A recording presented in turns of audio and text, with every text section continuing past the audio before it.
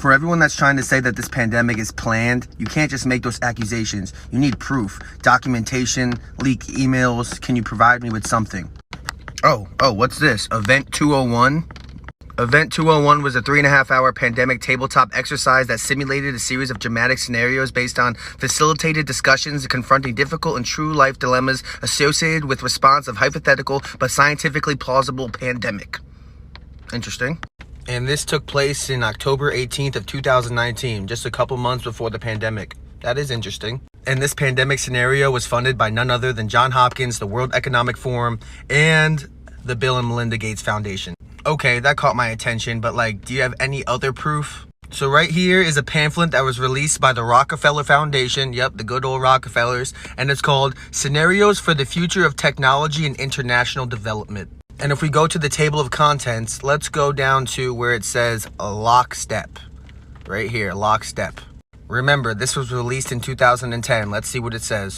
In 2012, the pandemic the world has been anticipating for years finally hit. Unlike 2009's H1N1 influenza strain from wild geese, this variant was very deadly. I'm limited on time, so I'm paraphrasing. You're going to have to look up this stuff on your own. It goes on to say that the United States' initial policy of strongly discouraging citizens from flying proved deadly in its leniency, accelerating the spread of the virus not only in the United States but across borders. And then here they are praising communist China. China in particular implemented quick imposition and enforcement of mandatory quarantine for all citizens and saved millions of lives. Then it says China's not the only one with extreme measures to protect its citizens from risk and exposure. Here's where it starts to get interesting. It says, during the pandemic, national leaders around the world flexed their authority and imposed airtight rules and restrictions, from mandatory wearing of face masks to body temperature checks at entries and communal spaces. Then it goes on to say, even after the pandemic faded, the more authoritarian control and oversight of its citizens and their activities stuck and even intensified. At first, the notion of more controlled world gained acceptance and approval. Citizens willingly gave up their sovereignty and their privacy for more paternalistic states in exchange for greater safety and stability.